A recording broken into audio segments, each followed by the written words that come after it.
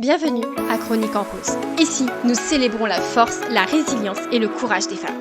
Chaque épisode est un voyage dans l'univers de la santé féminine. Un hommage à toutes celles qui font face aux défis, au silence et aux tabous, avec grâce et puissance. Nous parlerons de tout, des petites victoires aux grandes batailles, en passant par les vérités que l'on cache trop souvent derrière un sourire. Que vous soyez ici pour vous informer, vous inspirer ou simplement trouver un espace où vous sentir comprise, Chronique en Rose est là pour vous. Ensemble, nous explorons ce que signifie être une femme, aujourd'hui et chaque jour, avec authenticité, détermination et une touche de douceur. Accrochez-vous, ce que vous allez entendre pourrait bien changer votre vie. Bienvenue à toutes dans ce nouvel épisode de Chronique en Rose et aujourd'hui on va parler d'un sujet très important et pour ceci j'ai fait intervenir une femme qui m'a été conseillée par une autre interviewée. Donc je vous présente Margot qui est psychologue. Donc bienvenue Margot sur Chronique en Rose. Merci Océane. Merci à toi d'être là parmi nous et de tout ce que tu vas pouvoir nous apporter aujourd'hui pour moi, puisque je suis la privilégiée dans l'histoire, mais aussi pour toutes les auditrices et potentiellement auditeurs qui écouteront cette chaîne de podcast ou qui regarderont les vidéos. Super. J'aime bien commencer mes interviews par une question un petit peu piège, on va dire ça comme ça. J'aimerais que tu nous dises qui tu es, Margot. Alors, je m'appelle Margot Vitti. Je suis une jeune femme dans une certaine tranche d'âge. J'aime pas trop dire. J'aime pas trop dire mon âge. J'aime bien garder ça privé pour mes patients, voilà. Alors, je suis psychologue clinicienne et psychothérapeute. Je me suis spécialisée par rapport à mon histoire personnelle en tant que malade chronique parce que j'ai l'endométriose, adénomiose et le syndrome de l'intestin irritable. Donc, je souffre depuis mon adolescence. Donc, j'ai fait un très, très long parcours autour de tout ça qui n'est pas fini. Hein, on est encore dedans. Mais voilà, ça m'a même poussée à écrire un livre dans mon désespoir en 2022 qui s'appelle « C'est dans ta tête » parce que c'est la phrase que j'entendais le plus. Voilà, donc je me suis dit qu'il fallait un petit peu parler autour de tout ça. Et vu que j'ai étudié la psycho et que j'ai écrit pendant mes études, je me suis dit, bah tiens, il y a peut-être quelque chose à faire justement pour accompagner les personnes atteintes de maladies chroniques, parce que j'avais bien compris que le psychisme jouait, mais pas comme font croire certains médecins, pas en disant que c'est psychosomatique. Je pense absolument pas. D'ailleurs, bon, voilà, moi, après, j'ai regardé beaucoup de formations autour de tout ça, et c'est quelque chose que, voilà, je continue à me former. Il n'y a pas beaucoup de recherches là-dessus, il y en a de plus en plus, mais en fait, c'est l'axe intestin-cerveau qui m'intéresse, et pas que tête, intestin, mais intestin, cerveau. Voilà, c'est pas. On oublie souvent l'autre sens. Donc, du coup, j'accompagne pas mal de malades chroniques atteints d'endométriose et syndrome d'intestin irritable. Il y a aussi le SOPK. Et puis aussi spécialisée dans tout ce qui va être la périnatalité, un domaine qui me passionne profondément. Du désir d'enfant au postpartum, voilà, que ce soit femme et homme. J'avais même fait mon mémoire sur la place des pères, tellement c'est quelque chose qui allait aussi avec mes convictions, hein. J'ai toujours été très engagée dans la cause des droits des femmes. Donc, pour moi, l'égalité, c'est aussi penser à la place des pères pendant la grossesse. Donc voilà, moi, je pourrais dire ça. Peut-être un truc un peu plus personnel. Je pense que je suis assez dynamique comme personne. J'aime beaucoup rigoler, j'aime beaucoup voir mes amis. Et puis, j'aime aller en Italie parce que je suis franco-italienne. Voilà. Je comprends. C'est un magnifique pays où il y a du soleil. Exactement, donc on cherche le soleil. J'ai besoin de soleil, moi, pour être bien. Donc voilà. Je comprends. Je comprends. Par rapport à ce que tu as dit dans ta présentation, qu'est-ce qui t'a amené déjà à devenir psychologue? Eh bien, c'était pas du tout prévu à la base.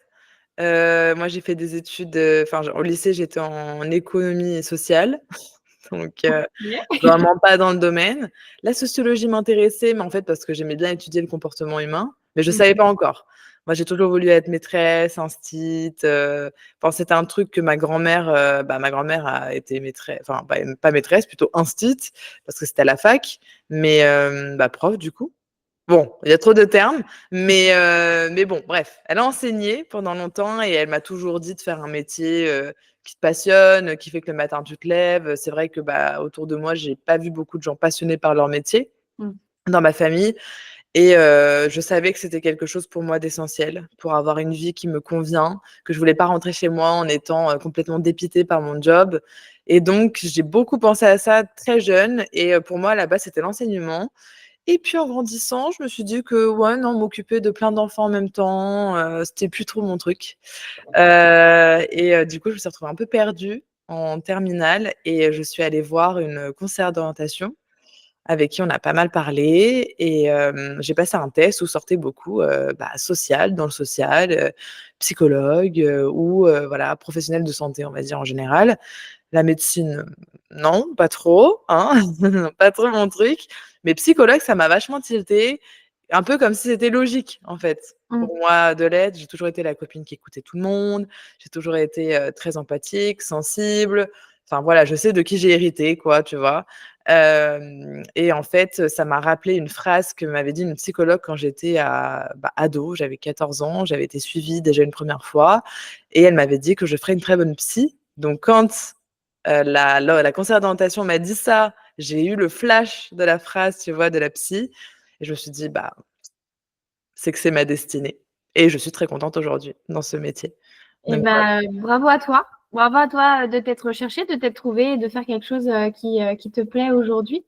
Et donc, du coup, donc, tu as été diagnostiquée avec de l'endométriose, adénomiose et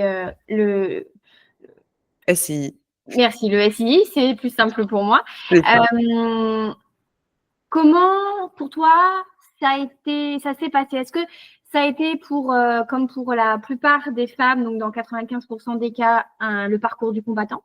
Ouais. Ou est-ce que ça a été quand même plus fluide que ce que tu peux entendre actuellement ou ce que tu as pu ressentir? Ça a été l'horreur, franchement, vraiment l'errance médicale à proprement parler. Je suis admirative et contente aujourd'hui quand j'entends qu'il y a certains parcours qui peuvent durer 1 an. C'est pas rien 1 an, hein, qu'on soit d'accord. Mais c'est vrai que je trouve ça dingue parce que j'ai eu 5 ans d'errance. Je pense que je suis pas encore arrivée à la fin de l'errance, honnêtement. Parce que je pense que, il y a des atteintes qu'on ne peut pas encore voir quand on n'est pas avec des experts. Donc j'ai l'impression de savoir, parce qu'on m'a diagnostiquée, mais tu vois qu'il y a des choses qui manquent. On n'est pas c'est pas 100 en fait. Donc non, ça a été vraiment un parcours, horrible. C'est pour ça que j'ai eu besoin en fait, au moment de mon diagnostic, comme un exutoire, j'ai eu besoin de crier un peu au monde quoi, ce que Mmh. c'était que de vivre l'errance médicale avec vraiment, bah, toutes les étapes de l'errance médicale. Tu vois? De mes 17 à 22 ans, bah, il y avait beaucoup de choses à dire. J'ai grandi avec ça, ça m'a enlevé tellement, bah, tout en fait, hein, vraiment, ça m'a enlevé vraiment, la vie, à proprement parler, je trouve que c'est des âges horribles. Il y a pas de meilleur âge, hein, mais c'est vrai que quand ça arrive à l'adolescence, voilà quoi. C'est un peu compliqué. Donc non, ça a été un parcours terrible, j'en garde encore des séquelles, j'y travaille encore, j'en guéris Mmh. encore. Tu vois, moi, j'ai toujours été suivie par des psys, bah, déjà même pour notre métier, hein, c'est important qu'on soit suivi, Totalement. et je le vois encore que j'ai des défenses, tu vois? Malgré tout le travail qui a été fait, toute la connaissance que j'ai sur moi-même après toutes ces années de thérapie, je vois qu'encore il y a des énormes défenses par rapport au corps médical. Vraiment, tu sens que il y a du trauma, quoi. Il y a un Mmh. rejet, il y a vraiment un impact énorme donc non, je dirais vraiment parcours du combattant, avec des idées vraiment pas folles, en plein milieu du parcours. Donc c'est pour ça que j'ai voulu aussi écrire, tu vois? C'est d'expliquer que, c'était au-delà du temps, c'est vraiment l'impact psychologique que ça Mmh. a, en tant que patiente. Là, j'en ai vraiment parlé en tant que patiente. Aujourd'hui, je l'explique vraiment scientifiquement à mes patients, comment ça se passe là-dedans. Mais ouais, je suis allée jusqu'à expliquer les idées noires aussi, tu vois? Dues à l'errance médicale et pour moi, c'est important de sensibiliser là-dessus. Une maladie chronique, souvent on dit qu'elle ne tue pas, pour certaines maladies, mais psychologiquement, ça tue. Donc pour moi, l'errance, c'est ça. C'est vraiment un meurtrier silencieux, si on peut l'appeler comme ça, donc c'est important d'en parler. Eh ben oui, tu as raison. Tu as totalement raison. On n'en parle pas assez. Il faut des femmes comme toi et comme tant d'autres, bien sûr, mais qui parlent et qui potentiellement écrire des livres. Bien sûr, je vous mettrai en lien dans la description de ce podcast le lien pour aller découvrir le livre de Margot. Bien sûr, si celui-ci vous a un petit peu teasé. J'avoue que je suis légèrement curieuse, donc j'irai faire mon petit tour. Et du coup, pour toi, quel a été le déclic ou le moment où tu as réalisé l'importance cruciale du soutien psychologique dans le parcours de soins des femmes qui ont une maladie? En le vivant, moi-même. Dans le sens où, tu vois, de mes 17 ans, je venais de finir une thérapie à mes 17 ans, 16 ans. Et en fait, ça s'est déclenché à mes 17 ans du jour au lendemain. Et j'ai vécu longtemps, du coup, sans soutien psychologique. À ce moment-là, je pense que j'avais à peine pris des ressources psychologiques de mon ancienne thérapie. Donc, on va dire que j'étais peut-être armée à ce moment-là. Et, et en fait, c'est au bout de 5 ans, hein, quasiment, un petit peu moins, 4 ans. Ouais, au bout de la 4e année où j'étais tellement désespérée, désemparée du corps médical que j'ai senti qu'il fallait que je me rapproche d'une psychologue, qu'il fallait que j'aille carrément demander une thérapie de soutien, comme on l'appelle, tu vois? Donc vraiment, je cherchais quelqu'un qui puisse accompagner quand il y a une maladie chronique. Moi qui avais été suivie pour autre chose, tu vois? Des troubles plutôt d'ordre psychologique, quoi, un peu les trucs banals, banaux, banals? Je sais Banal. plus. Banals, merci. Là, je me demandais s'il y avait un suivi pour, justement les gens qui ont une maladie chronique, qui souffrent physiquement et qui a des conséquences psychologiques, tu vois? Et pas l'inverse. Voilà. Mhm. Donc j'ai trouvé et c'est là, en fait, que j'ai compris que c'était, essentiel. Mais c'était dur parce qu'à l'époque, c'était vraiment difficile de trouver quelqu'un qui s'y connaisse, ou du moins qui vraiment, s'intéresse à ce lien, pas que cerveau, corps, mais plutôt corps-cerveau. Et c'est là que j'ai vraiment compris que c'était essentiel, quand j'ai eu des idées noires. Là, c'est vraiment le moment où j'ai dit: «Non, je peux pas, on va pas rester dans cet état, hein, c'est pas possible». Je savais d'où ça venait, je comprenais, donc au moins ça m'a permis de faire le pas, même si c'est toujours dur de le faire, tu vois? Bien sûr. Mmh. Je comprends totalement ce que tu peux dire. Même si je ne suis pas dans ce parcours de soins, je peux comprendre cet aspect un peu psychologique. Aller tendre la main vers quelqu'un pour nous aider, c'est Mmh. jamais. C'est le pas le plus important, mais c'est jamais facile de le faire. Euh, Très dur. c'est pas simple. Et du coup, une petite question. Toi qui es maintenant psychologue et qui a suivi différentes thérapies, est-ce que tu dirais que c'est important de changer de thérapeute, de psychologue, d'accompagnant quand on sent que c'est pas la personne qui est en face de nous, elle ne correspond pas énergétiquement parlant? Alors, essentiel. Essentiel, c'est ce qu'on appelle l'alliance thérapeutique d'ailleurs. C'est la première chose qu'on nous enseigne, hein, en psycho, c'est vraiment ce feeling. Donc tu vois, énergie, tous les noms qu'on peut lui donner. Moi, je parle de feeling, tu vois, comme dans une rencontre amoureuse ou amicale, quand tu rencontres quelqu'un que tu connais pas. Est-ce que ça passe? Est-ce que ça casse, quoi? C'est vraiment, c'est hyper important dès la première séance, tu sais. Tu sais si tu es bien, en fait, sans forcément avoir besoin de parler, tu le sais si tu es bien avec la personne et donc c'est essentiel. Moi, je le dis toujours à mes patients dans les premières consultations, je leur dis: «L'important, c'est que vous vous sentiez à l'aise avec moi, qu'il y ait vraiment un feeling». Je préfère qu'on me dise qu'il y en ait pas, tu Mm. vois? Et qu'au moins eux, ils puissent continuer un travail sérieux derrière qui va les aider que, d'essayer que ça passe et qu'ils se sentent à l'aise. Ça ne sert à rien parce que même le psy le sent. Mm. Et donc, s'il y a pas de feeling des 2 côtés, de toute façon, le travail, il va pas être efficace. C'est 50 du boulot. Donc, pour moi, c'est vraiment juste du feeling. Tu vois si tu te sens bien, oui, si tu te sens pas bien, non. Tout simplement, on change de psy. Souvent, ça prend du temps de trouver son psychologue, hein, parce que tu en essaies 1, tu en essaies 2, tu en essaies 3 et puis, à un moment donné, tu tombes sur le bon. Ça, c'est sûr. À un moment donné, ça arrivera. Mais les psys, c'est des humains, on est tous différents, tous c'est des approches différentes, des énergies différentes, donc c'est normal de faire un peu le tour, quoi, avant de Mm. tomber sur le bon.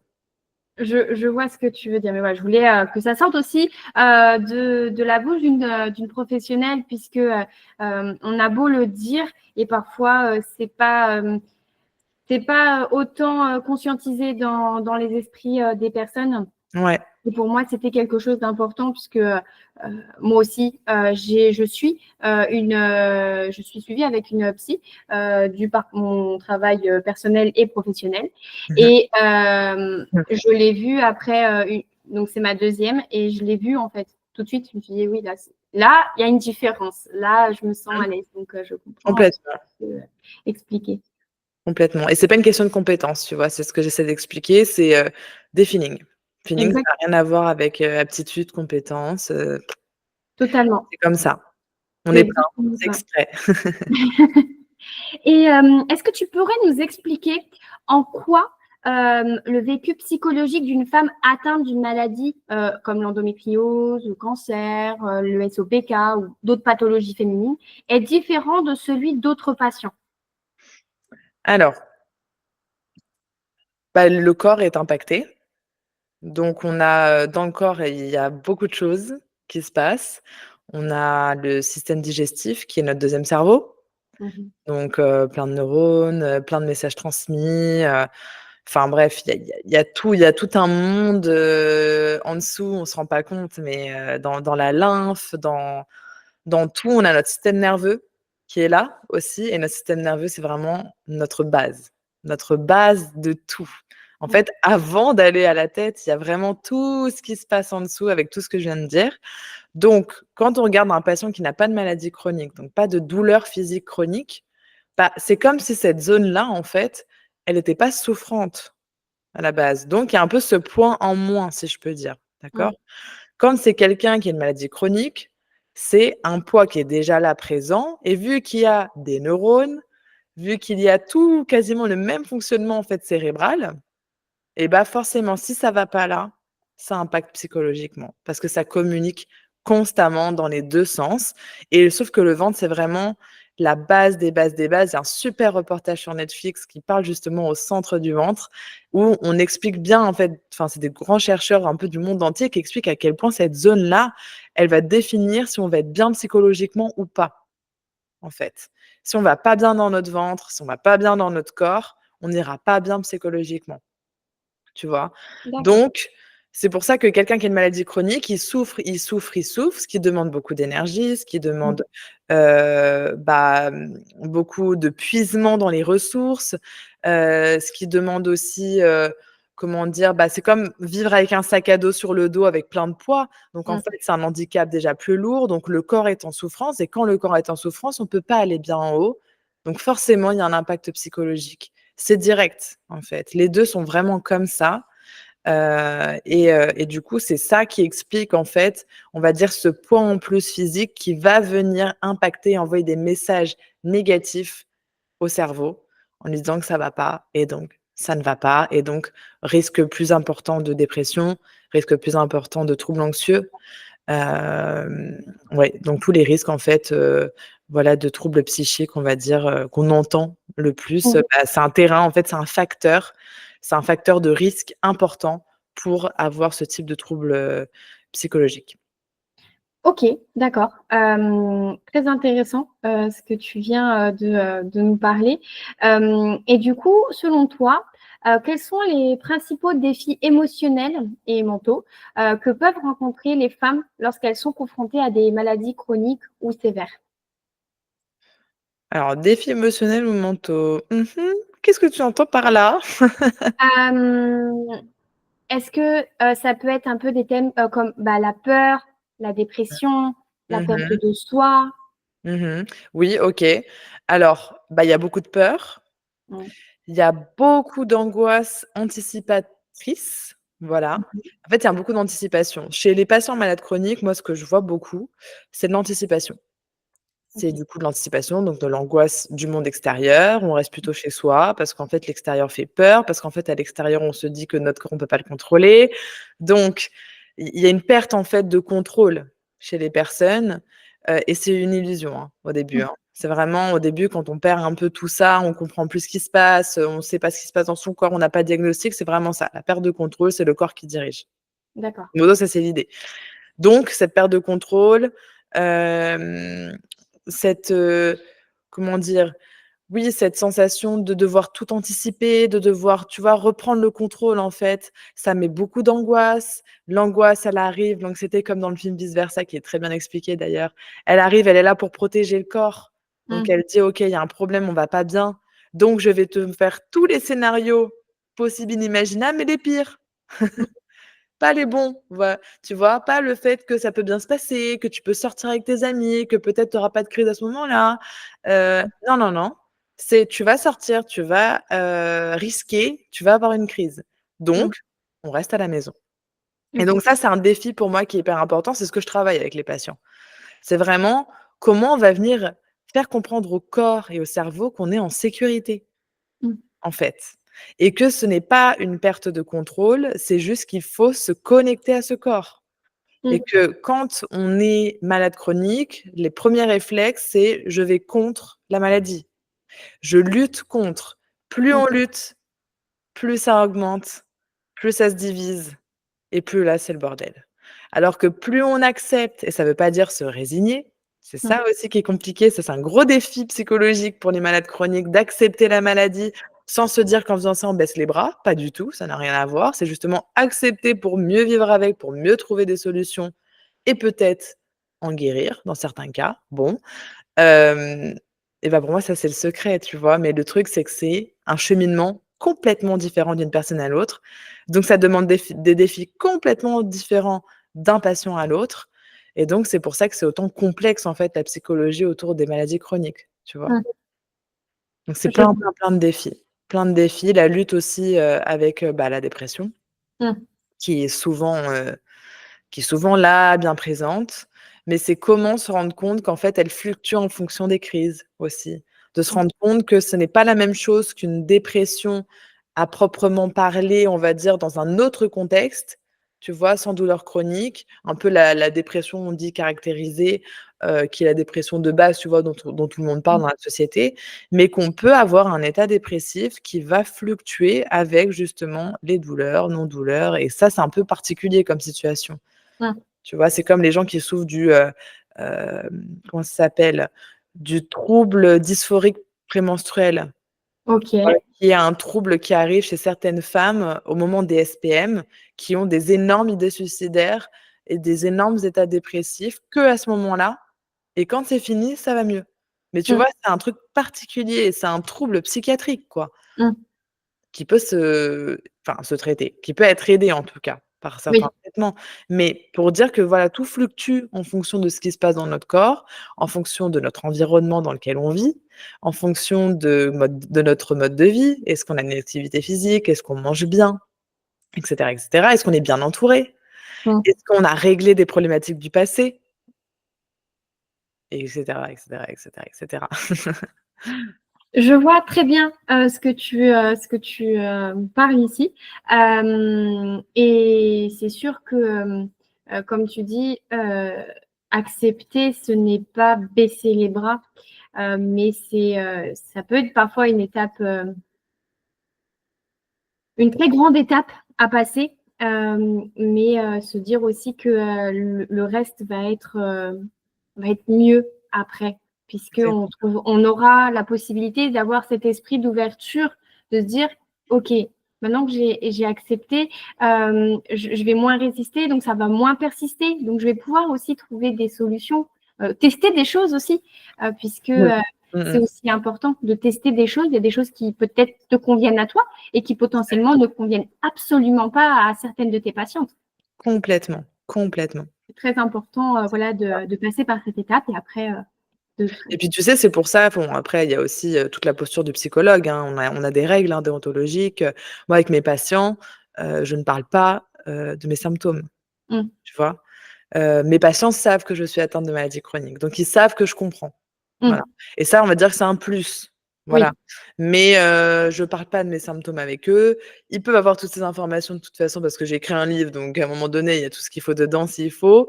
Mais voilà, en fait, moi, tu vois, quand j'accompagne les patients, justement, je fais pas en fonction, tu vois, de moi, ce que je vais avoir parce que justement, j'ai bien pris conscience avec le temps qu'il y a des choses qui vont fonctionner chez certains et moins chez d'autres. En fait, c'est plutôt des propositions de voilà, moi je sais que je travaille, ou je collabore avec, des startups, des personnes qui sont d'ailleurs quasiment que des malades chroniques, hein, Mmh. qui ont créé, tu vois, leur marque, leurs produits que moi, du coup, j'ai testé évidemment. Donc je sais que ça peut avoir des effets. Donc c'est plutôt, tu vois, parfois des propositions d'aide, mais en tout cas, je pense pas forcément, tu vois, par rapport à moi, ce qui a fonctionné parce que je le vois aussi, tu vois, il y a des patients quand ils parlent, mais moi je suis mais admirative de leur parcours parce que je me dis: «Mais c'est incroyable, ça a fonctionné chez eux, mais c'est génial», tu vois? Des trucs qui moi ont jamais fonctionné, mais et tu vois, c'est plutôt, voilà, c'est là que tu vois vraiment cette différence et ils le savent bien aussi, je pense. Mmh. Parfois, il y en a qui veulent, tu vois, te demander et te dire: «Mais et vous alors?» Mmh. un petit peu, «Mais vous, comment dac comment c'est?» toi, tu es là: «Ouais, j'ai pas trop parlé de ça, mais tu vois, tu sens qu'il y a ce truc-là, en tout cas, il y a ce besoin et c'est pour ça que moi, je ne m'en cache pas, tu vois? Je ne m'en Mmh. cache pas aux patients. Je suis transparente là-dessus parce que je suis avant tout une personne. Ensuite, j'ai des maladies chroniques parce que pour moi, c'est important la différence aussi. C'est que je ne suis pas une maladie chronique et ça, c'est un truc que j'apprends aussi à intégrer aux patients. Ça prend du temps, surtout quand on se fait diagnostiquer. Au début, on est la maladie et puis après, bon, bah, on se détache, on devient la personne avec des maladies et cetera. Donc voilà, c'est tout un process hyper intense, quoi. Mmh. Bah, ça va faire une transition parfaite avec la question que je vais te poser. Comment l'accompagnement psychologique peut-il aider ces femmes, à faire face aux différentes étapes de la maladie? Donc diagnostic, traitement, guérison, gestion, voilà, un peu toutes ces étapes un peu cruciales de leur parcours. Bah, écoute, l'accompagnement psychologique, c'est vraiment, on va dire, on est un peu des bras de portage, tu vois? On est un peu nous, on est là pour ça, en fait. On est là Mmh. pour porter le patient. On n'est pas là pour prendre sa place. On n'est pas là pour être la copine, tu vois? Mmh. On est là vraiment pour dire: «Bah, vous êtes pas seul. Nous, on est là, on est en terrain neutre, on est en terrain bienveillant, on est en terrain de on peut tout dire et tout reste ici», tu vois? Donc il Mmh. y a déjà, en fait, on est là pour donner un lieu de c'est 100 pour eux, c'est 100 pour lâcher tout ce qu'ils auraient envie de dire, tu vois? Mais même les plus grosses atrocités qu'ils ont pas pu dire à un médecin ou autre, ou à la famille parce qu'elle peut pas comprendre, ou aux copains parce que peut-être que c'est le copain qui a dit un truc qui avait pas plu. Bon, nous, on est là vraiment on leur propose un lieu, que ce soit en présentiel ou en visio, un moment, un lieu de cocon, de sécurité où on leur dit: «Voilà, là, c'est votre moment. C'est un moment où vous êtes soutenu et porté par quelqu'un, donc vous pouvez y aller, vous pouvez lâcher» et c'est là que c'est intéressant pour le parcours, bah, avant diagnostic, pour Mmh. partager toutes les craintes, les peurs et nous, on va essayer de comprendre, voilà, bah, ce qui se passe entre le réel physique de ce qui se passe, mais aussi est-ce qu'il y a pas des choses psychologiques qui ont pas été travaillées? Du coup, on va commencer à travailler aussi là-dessus. Pendant le moment du diagnostic, ça va être, bah, comment on accepte un diagnostic? Comment, on va, accepter que sa vie va changer?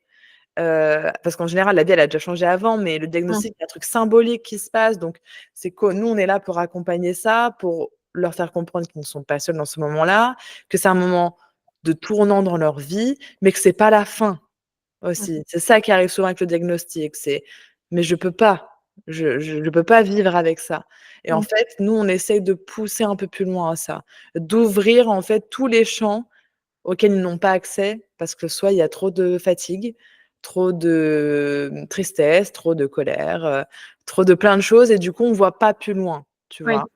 Et du coup, nous, on est là pour essayer d'ouvrir des chemins, d'ouvrir des possibilités ensemble, parce que c'est pas nous qui apportons, c'est le patient qui nous apporte sans forcément se rendre compte d'ailleurs et nous, on lui propose des choses et lui, de lui-même, va dire: «Ah bah tiens, je pourrais faire ci, je pourrais faire ça» et nous, on va être là: «Bah oui, ça, vous voyez, c'est bien, c'est une bonne idée» et en fait, on s'adapte constamment à eux pour justement trouver, bah, qu'est-ce qui va l'aider à passer ces étapes-là qui sont compliquées. C'est vraiment on est une aide, on est une écoute, on est un soutien, on est des paroles, Mmh. on est surtout alors après je vais parler surtout pour moi, mais moi je suis très honnête.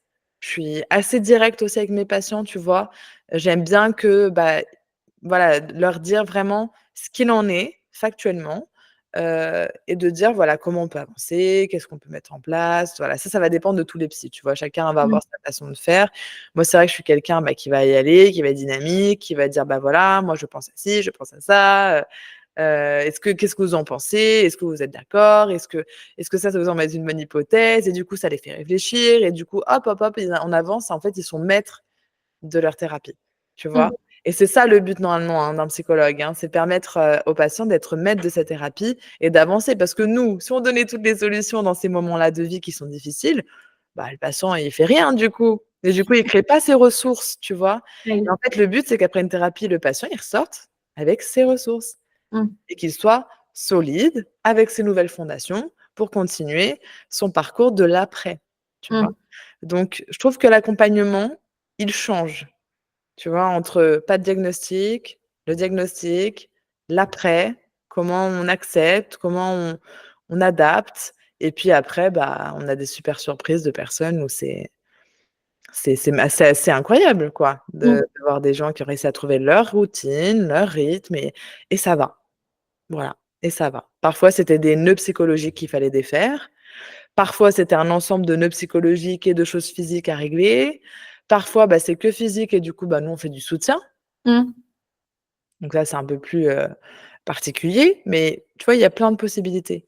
Donc vraiment, le but, c'est qu'on les porte. On est là, Mmh. on est l'épaule, on est l'écoute bienveillante, non jugeante, heu et voilà.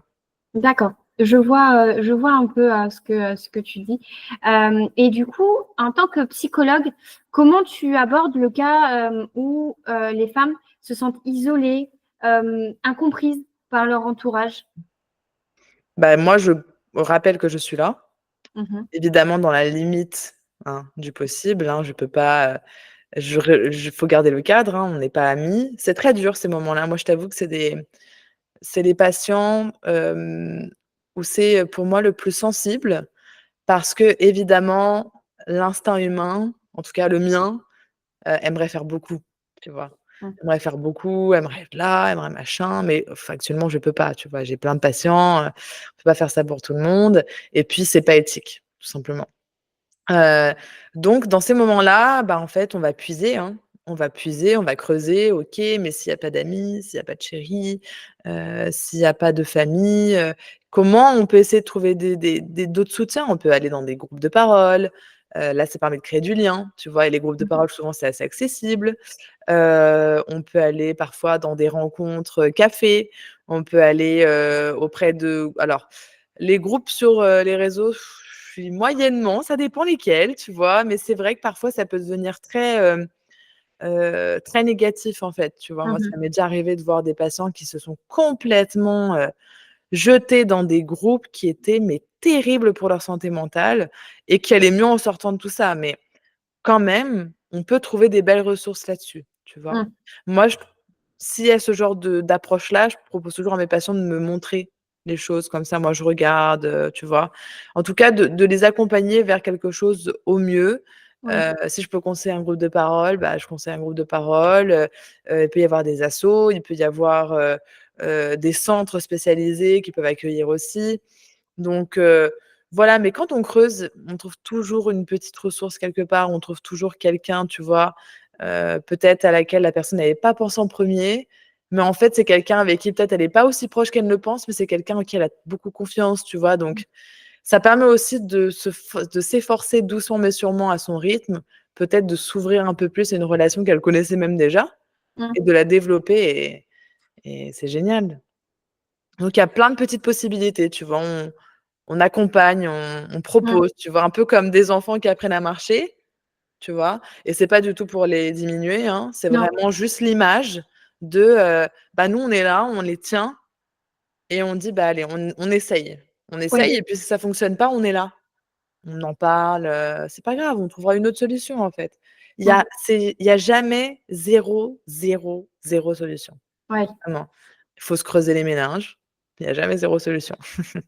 Ça, je suis totalement d'accord avec toi. Il n'y a jamais zéro solution. Il y a toujours une solution et parfois, comme tu dis, hein, comme tu disais, il y a tellement de choses, de peurs, d'émotions, qui nous viennent devant nos yeux et on voit plus, c'est tout flou. Et parfois, le fait d'en parler, juste déjà en parler, on se libère parce que ça libère notre cerveau et parfois il y a ah bah oui, j'avais pas pensé à ça. Ah bah oui, j'avais pas pensé à telle personne. Exactement. En fait, c'est ça que ça sert, tu vois? Quand on est tout seul et qu'on pense tout seul, on n'a pas Oui, l'accès à ça totalement.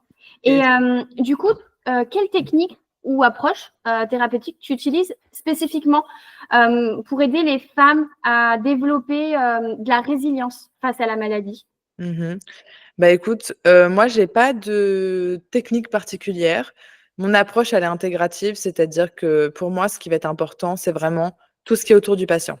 Je prends en considération tout, l'environnement, les parents, même plus loin. Pour moi, le transgénérationnel a toute sa place surtout dans tout ce qui va être maladie chronique parce que c'est très lié au trauma aussi, certaines maladies chroniques donc bon, voilà, pour moi, tout ce qui est en périphérie du patient a un sens énorme. Je vais pas me concentrer sur le symptôme. Tu vois, il y a Mmh certaines approches, plutôt TCC par exemple, où on va vraiment se concentrer sur le symptôme et mh. voilà, c'est une approche qui a aussi ses bienfaits et tout, hein. Mais non, moi, c'est vraiment l'intégralité du patient.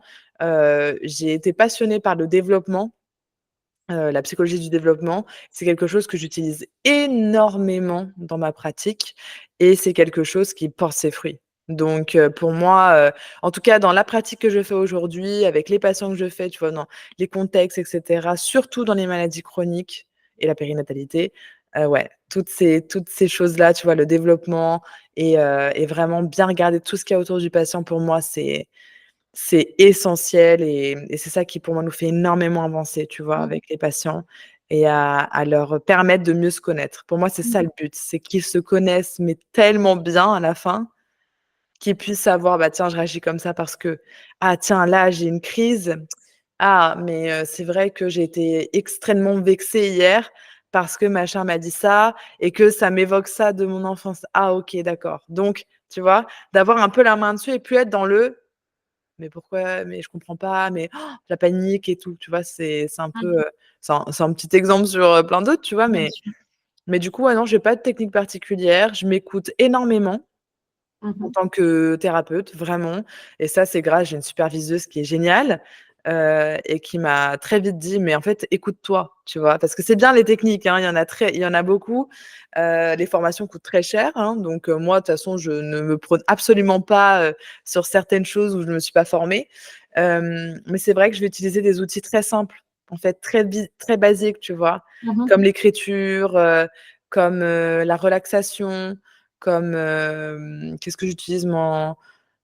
Oui, bah, j'invite quand même pas mal à l'activité physique, Mmh. voilà, au mouvement, mais c'est vrai que l'écriture, c'est un peu un truc, qui ouais, qui me branche pas mal, tu vois? Et j'aimerais me développer peut-être un peu plus sur l'hypnose, tu vois, à long Mmh. terme, parce qu'il y a des nouvelles recherches qui sont sorties sur l'axe intestin-cerveau et qui montrent que l'hypnose, à ce niveau-là peut vraiment faire, des miracles donc voilà, pour l'instant, c'est voilà, j'ai mes petits outils que je dégaine un petit peu comme ça quand je sens qu'il y a besoin, mais sinon c'est vraiment, voilà, c'est vraiment du parler, de l'analyse, des hypothèses.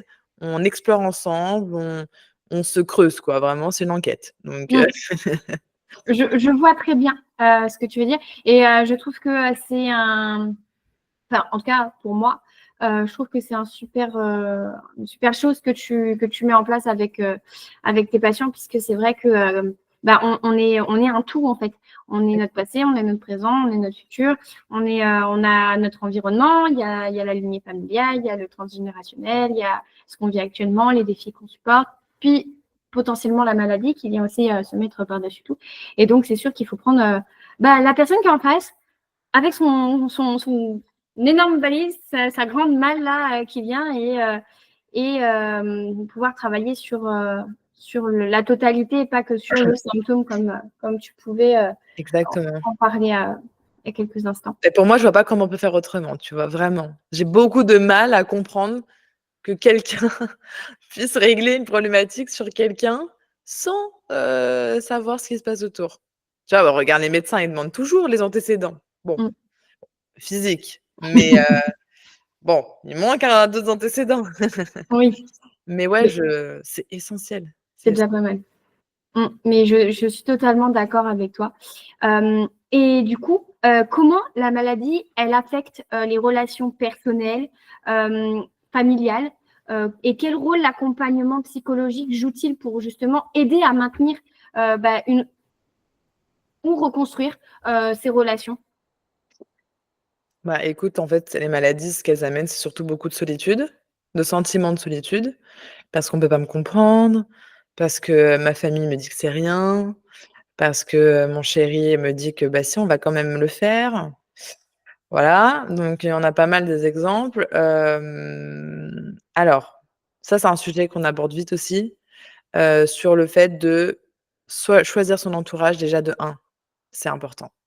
On n'est absolument pas obligé de rester dans un entourage qui est toxique, qui est néfaste, parce que s'il est néfaste psychologiquement, alors pour le corps, n'en parlons même pas. Donc surtout quand il y a la maladie chronique, pour moi, c'est encore plus un facteur pour se rendre compte que c'est essentiel de s'éloigner de ce qui est mauvais, en fait, dans l'entourage. Donc déjà, pour moi, ça, c'est le premier point. Mm. C'est on analyse, on réfléchit si l'entourage, il est bon ou il est pas très bon pour nous.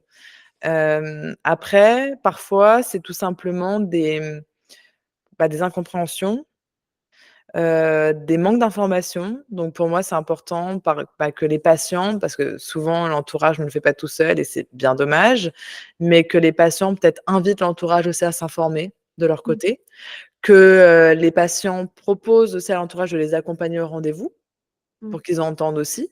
Parce qu'il faut aussi reconnaître que d'entourage, c'est compliqué de savoir ce qui se passe dans le corps de l'autre. On peut pas, hein, on peut pas se mettre à la place de l'autre, réellement. Tu vois, on dit souvent: «Je me mets à la place».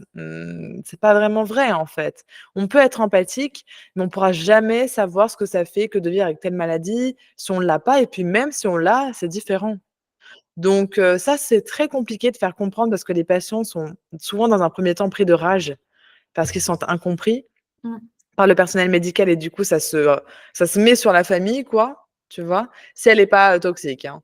Voilà et du coup, là, c'est de leur faire comprendre doucement, de les accompagner en leur montrant que bon, bah, voilà, bah, alors l'entourage, c'est vrai qu'il est pas parfait. C'est vrai que l'entourage, bah, il peut pas se mettre à sa place comme le patient ou la patiente ne peut pas se mettre à la place de l'autre, voilà et que c'est là qu'il y a besoin, en fait, de faire intervenir la communication, mais vraiment intense Mm. pour, casser un peu l'incompréhension.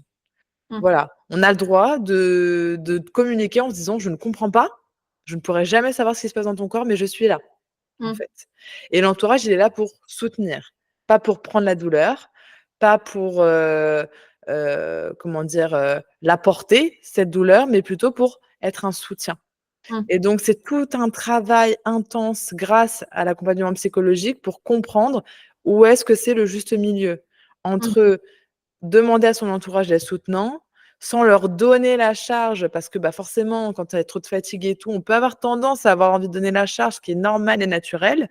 Mais en fait, c'est comment je garde quand même ce qui m'appartient, tout en pouvant trouver des moments avec mon entourage pour décharger, mais tu vois, au milieu, pas sur la personne, mais c'est au milieu, on l'observe ensemble, quoi.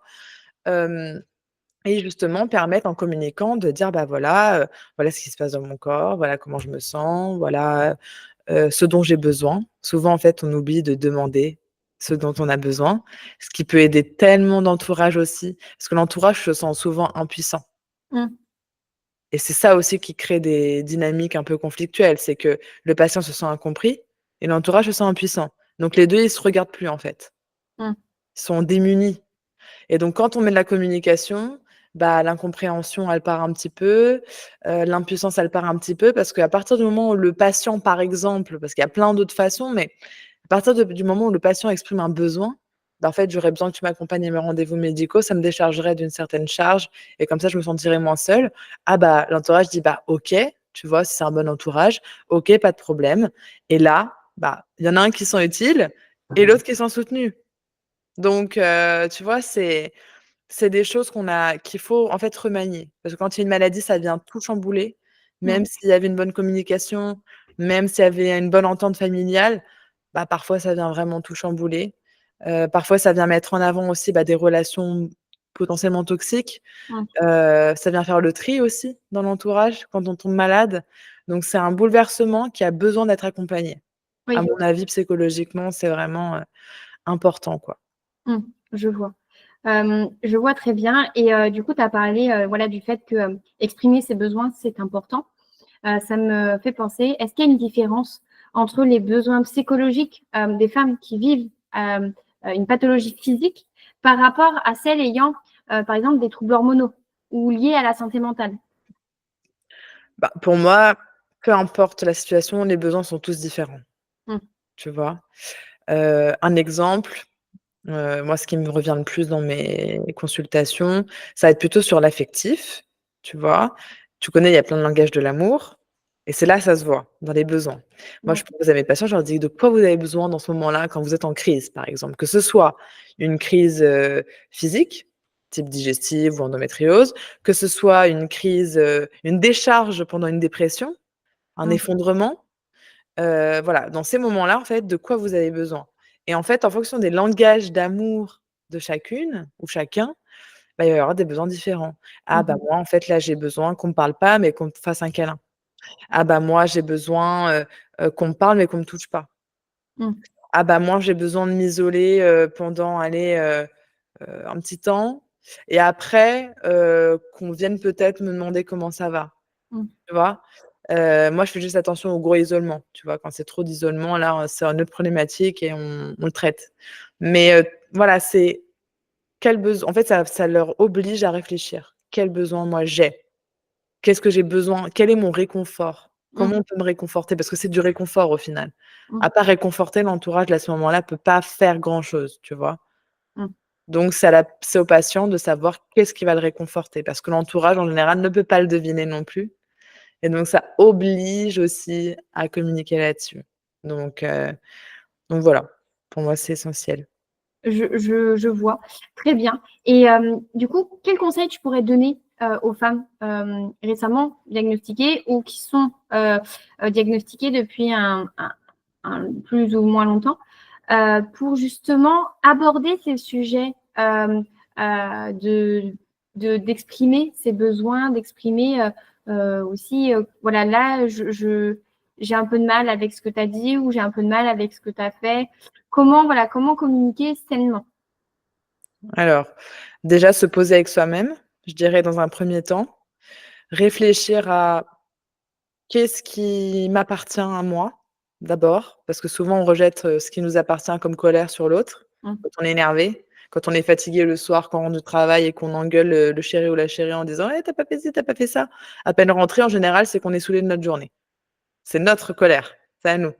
Donc c'est vraiment de se poser, de dire: «OK, quelle colère déjà quelles émotions j'ai en moi?» Parce que ça, mmh, c'est quand même une étape compliquée en général. Est-ce que c'est de la colère? Est-ce que c'est de la tristesse? Est-ce que c'est de la gêne? Est-ce que c'est du dégoût? Bon, quelle émotion j'ai en moi? Une fois que l'émotion, elle est là, OK, qu'est-ce qui m'appartient? Typiquement, est-ce que ma maladie chronique, elle me cause certaines émotions qui sont lourdes pour moi? Oui, c'est vrai que ça me met en colère la maladie parce que j'ai une errance médicale, donc je suis un peu énervée, là je suis irritée, c'est vrai que je trouve ça injuste, donc j'ai beaucoup de colère en moi. C'est ma colère, OK? Du coup, je vais pas la donner à mon conjoint ou ma conjointe ou à ma mère ou à mon père parce que, eux en soi, ils sont pour rien en fait. mmh, Si j'ai une maladie chronique et que, c'est injuste, tu vois?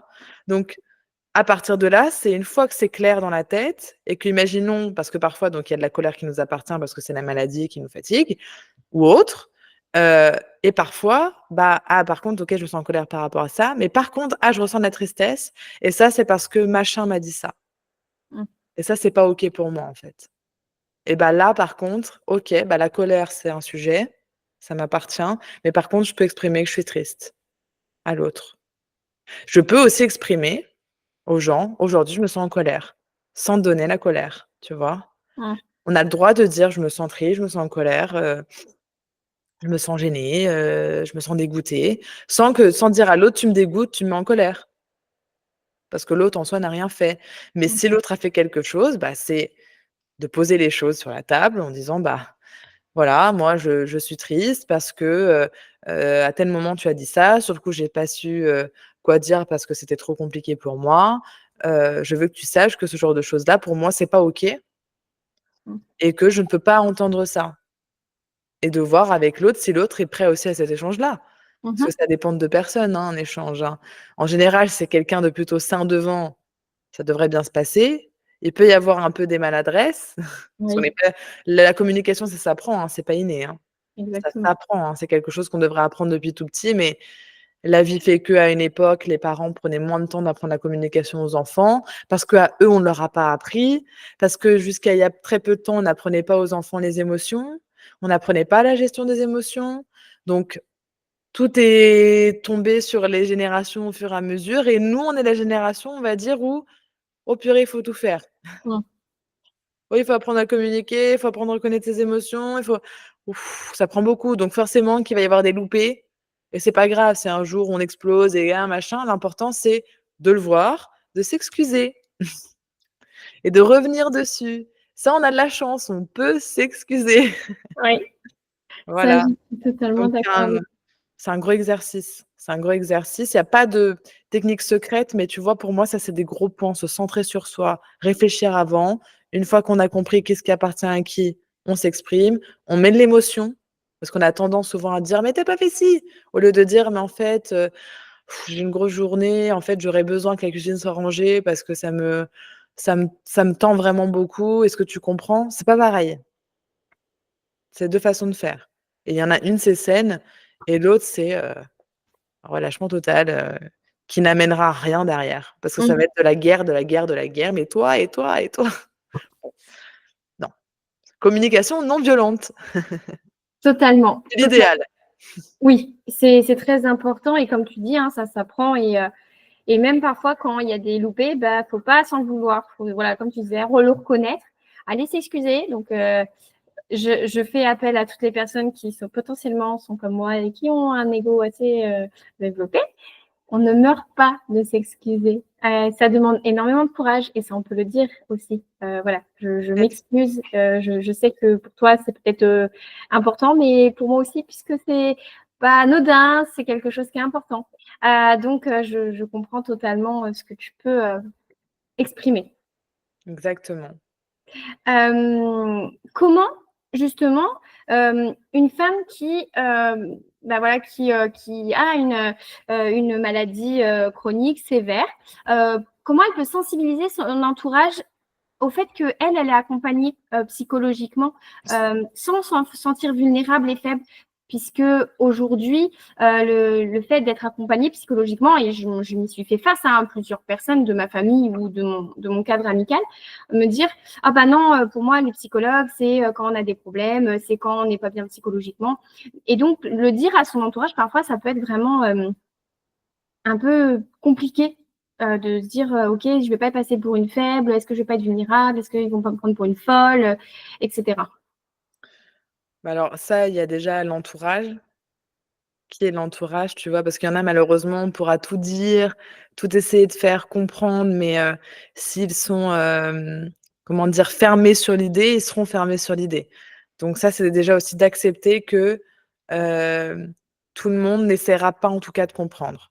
Et ça permet aussi de s'enlever un poids et de pas se battre pour ce qui ne sert à rien, tu vois? De Mmh. pas dépenser d'énergie pour ce qui ne sert à rien. Quand on a une maladie chronique, on a déjà assez d'énergie, en moins et déjà assez d'énergie à dépenser ailleurs.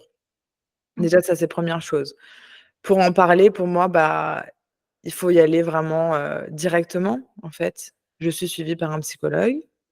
Hem, S'il y a le pourquoi, parce que ça peut aussi arriver que, bah, ouais, super, très bonne idée, super, machin, ça arrive, hein, aussi. Un entourage qui dit: «Bah, c'est génial». Et si quelqu'un se pose la question: «Ah mais tiens, mais curieux de vraiment, on va dire, avec une bonne intention, mais pourquoi, pourtant c'est une maladie, physique, machin». Bah, c'est en fait d'expliquer que les maladies physiques, la souffrance, l'épuisement, tout ça a un impact psychologique et donc Mmh. forcément, il faut travailler sur tous les terrains, Mmh. pas que sur le physique. De plus en plus, on sait, par exemple, pour le cancer, pour les jeunes qui sont atteints de cancer, on sait que, le stress est le plus grand déclencheur de cancer dans Mmh. ces âges-là. Parce que c'est fou quand même, jeune.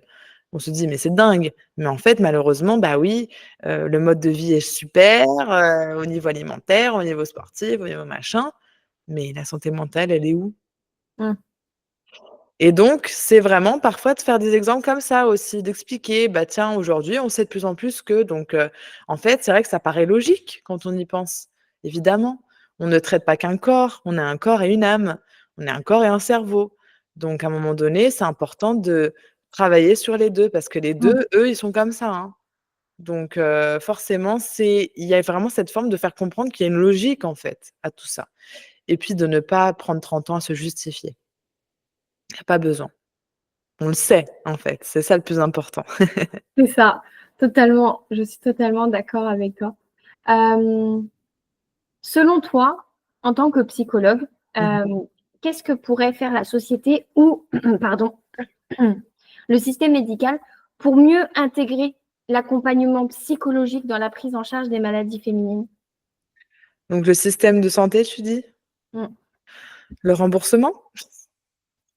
Que les psychologues rentrent, au ministère de la santé? Mmh. Heu, qu'il y ait peut-être aussi des, comment dire? Des préventions à ce sujet-là vraiment importantes, plus importantes que maintenant. On parle pas assez de santé mentale. Pendant le covid, on en a parlé un peu plus, mais encore, voilà, c'était un peu lunaire. Mais, Mmh. aujourd'hui, malheureusement, les psychologues ne sont pas du tout bien considérés. C'est-à-dire on en parle, hein, on sait qu'on existe, voilà, enfin, je veux dire, c'est pas bon, on n'est pas inexistant, hein. Tu vois? On est reconnus, on est protégés et tout. Mais, il y a un gros, gros, gros problème, sur la considération en termes d'importance Mmh. pour la santé générale des Français, tu vois? Heu, là, il y avait mon psy qui avait été mis en place, qui a été complètement, boycotté par les psychologues parce qu'en fait, le système français a voulu mettre en place un système de remboursement de je ne sais combien de nombre de séances, il me semble 8, sauf que c'était des séances en réalité de 30 minutes. Sauf que nous, en 30 minutes, on ne fait absolument rien. On présente quoi, enfin on parle. C'était un système qui ne devait que considérer les troubles anxieux et dépressifs et les autres, on les met Ouais. où? C'était et encore un trouble dépressif et trouble anxieux en si peu de temps, impossible. Donc tu vois, sur 8 séances, 30 minutes, il fallait traiter ça, enfin et il fallait que ah oui aussi, pourquoi c'était boycotté? C'est parce qu'en gros, fallait d'abord passer par un médecin. Pour après aller chez le psy. Sauf qu'en fait, nous, on n'est pas, dépendants des médecins. Comme les médecins ne sont pas dépendants de nous, on a des métiers complètement différents. Mmh. Donc ça n'avait aucun sens et un refus total, en fait, hein, de travailler dans ces conditions. Évidemment, en étant extrêmement sous-payés, dans ce système-là. Donc en fait, non, c'est pas possible. En fait, il faudrait que déjà le ministère de la santé le système de santé français aille investir là où il y a un énorme besoin, c'est-à-dire dans toutes les structures publiques. Parce Mmh. que c'est là aussi que les gens précaires peuvent aller, demander des consultations gratuites, dans Mmh. certains cas. Tout est fermé, tout est bloqué. Tous les CMP, les CMPP, tout ça, il y a que des listes d'attente parce Mmh. qu'au lieu d'investir là-dedans, ils ont voulu investir dans les psychologues en libéral, mais en fait, avec un truc qui n'est pas du tout, pour les psychologues en libéral et pour les psychologues tout court, tu vois? Donc il y a un gros problème de compréhension des enjeux du métier, des enjeux de la thérapie, que c'est pas un jeu, que c'est pas, on te donne un outil comme un médicament et puis hop, on verra ce qui se passe, que c'est un travail sur, une psyché et que la psyché est unique d'une personne à une autre et qu'il y a des réels dangers, quoi. Mmh. Il y a des réels dangers. Un psychologue qui fait mal son boulot, c'est dangereux. Mmh. On joue pas avec n'importe quoi.